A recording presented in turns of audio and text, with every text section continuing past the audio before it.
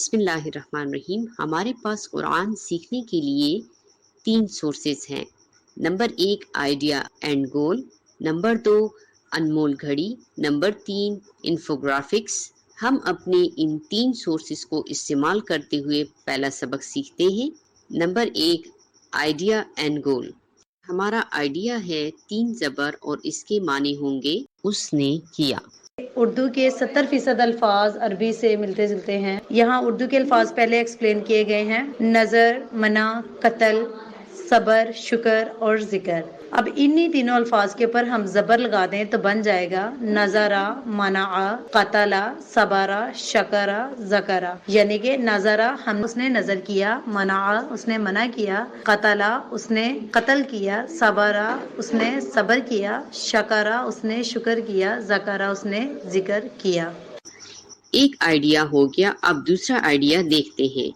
اب تک ہم 3 زبر والے الفاظ دیکھ رہے تھے جس کا ترجمہ ہم کر رہے تھے اس نے کیا۔ جیسے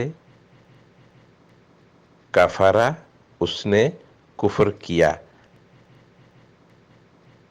ظلم اس نے ظلم کیا،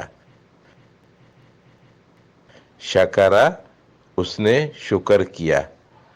اب ہم 2 زبر والے الفاظ دیکھیں گے، اس کا ترجمہ بھی وہی ہوگا جو ہم 3 زبر والے الفاظ کا کر رہے تھے، یعنی اس نے کیا۔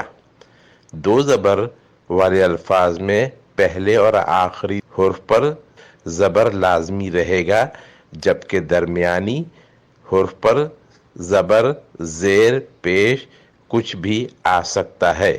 جیسے درمیان میں زیر زبر پیش کچھ بھی آ سکتا ہے، جیسے سمعا اس نے سنا، راضیہ وہ راضی ہوا، شاہدہ اس نے گواہی دی۔ اب انمول گھڑی دیکھتے ہیں۔